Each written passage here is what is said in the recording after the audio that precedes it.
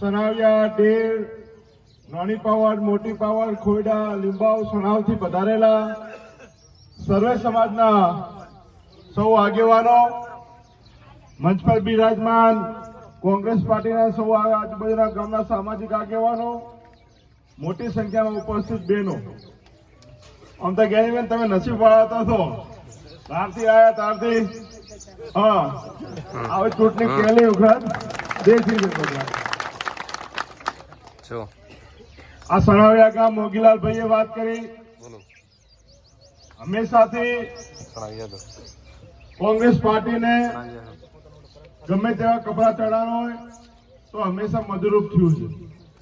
Del હોય, મોટી powered હોય, નાની પાવડ હોય, છેક લીંબાવ, ખોયડા, તમામ ગામોની અંદર રમેશ આપણને આ સર્વે સમાજના લોકો ખૂબ મદદ કરી છે. આમ તો શિવાબાનો આપણે હૃદયપૂર્વક આભાર માનો છો કે તમારા બધાની એક માંગણી હતી કે સણાવિયાથી લીંબાવ સુધીનો રસ્તો બને. આમ તો મેન શિવાભાઈ નક્કી કર્યું, બા તમે એક રસ્તો મને આલો ને એક રસ્તો હું તમને આલું.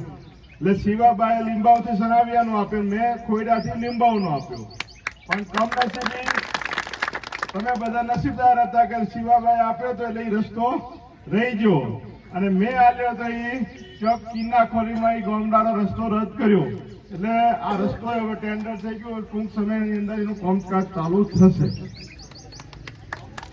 આ ચૂંટણી કોઈ સમાજ વચ્ચેની નથી કે ઠાકોર સમાજ કે ચૌધરી સમાજની નથી કે ઇતર સમાજ કે ચૌધરી સમાજની. આ ચૂંટણી બનાસકાંઠાના સ્વાભિમાન માટે, આ ચૂંટણી 18 આલમને લોકશાહી કઈ રીતે જીવાય એના માટેની, આ સંવિધાન બચાવવા માટેની ચૂંટણી છે. ત્યારે આપ સૌને વિનંતી કરું કે જ્ઞાનીબેનને મદદ કરજો. અને જ્ઞાનીબેન તમને બધા એટલો વિશ્વાસ અપાઈએ છે કે આ જે 5-6 ગામોની અંદર મને મળે એના કરતા તમને વધુ વોટ ઘટાડી આપશું. બધા ભેગા થઈને તમને આજે બધા ખાતરી આપો. ભાજપમાં ઘણા બધા ટિકિટ માંગતા, પરબતભાઈએ ટિકિટ માંગી, માવજી પટેલ સાહેબે ટિકિટ માંગી, બીજા અસંખ્ય ભાજપના જે મોટા કેસાજી હતા બધા ટિકિટ માંગી હતી, પણ કોઈને ટિકિટના યોગ્ય ના ગણ્યા અને જ્યાં બનાસકાંઠાથી લેવા દેવા નથી એમને ટિકિટ આપી દીધી. એટલે ટેવાઈ ગયા કે ભાઈ અમે બહારથી આવો લોકો સ્વીકારી લેશે, એટલે કે આને સ્વીકારે છે, પણ આને ખબર નથી કે બધી સમાજ એક થઈ આવવાની ખબર નથી આટલી, એના કારણે હવે ફસાણ્યા છે. પણ આપ સર્વેને વિનંતી કરું છું કે આ ચૂંટણીની અંદર હવે સમય ચાલુ થઈ ગયો છે. ક્યાંક હવે એવું થવાનું છે કે ઠાકોર સમાજે રબારી સમાજના કોઈ ભાઈ જોડે ઝઘડો કર્યો એવી વાત આવવાની, રાજપૂત સમાજના ભાઈ જોડે ઠાકોર સમાજના ભાઈએ ઝઘડો કર્યો એવી વાત આવવાની, દલિત સમાજના ભાઈ જોડે આ સમાજના ભાઈએ ઝઘડો કર્યો એવી વાત હવે આવવાની છે. પણ મહેરબાની કરજો, આ ચૂંટણી માટેના બધા ભાજપના નાટક,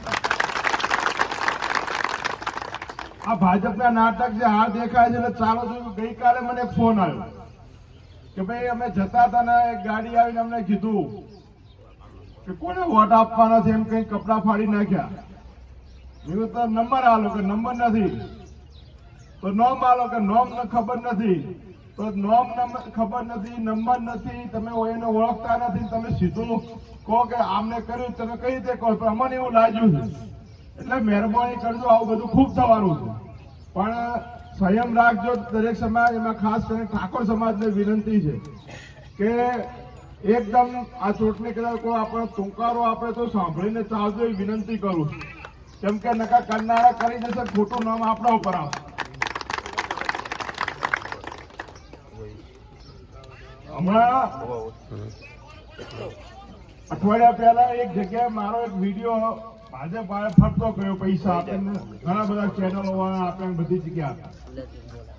મારી વાત એટલી જ હતી કે દૂધનું સેમ્પલ ક્યાંક ફેલ થયું હોય તો એને ડેરીનો નિયમ કર્યો છે કે 2 પગાર ને એનો જે વધારો હોય એ આપવામાં આવતો નથી 1 વર્ષનો. આવા દરેક ગામની અંદર 5 કિસ્સા બનેલા હતા. ક્યાંક ડેરીને દંડ આપેલો હશે કોઈ કારણસર, આ તમામ લોકોને મારી વિધાનસભાની ચૂંટણીમાં જેમાં જે દૂધના સેમ્પલ ફેલ થયા એવા પોતો ગોમમાં હતા એ લોકોને ભાજપના આગેવાનો જઈને વચનો આપ્યા હતા ભાઈ તમે મને વોટ આપો આ વખતે 2022માં થરાદમાં તો તમારો જે દૂધનો વધારો જે અટકેલો છે 1 વર્ષનો જે લાખ હોય 2 લાખ હોય કે 5 લાખ હોય આ તમને જેવી ચૂંટણી પૂરી થાય તમારે વધારો તમારા ખાતામાં આવી જશે. ચૂંટણી પતી ગઈ 1 વર્ષ થઈ ગયું 1.5 વર્ષ થઈ બીજી ચૂંટણી આવી એટલે મેં આ બાબતે હું ચર્ચા કરતો હતો. મને એટલી તો ખબર હોય કે રેગ્યુલર દૂધની ડેરી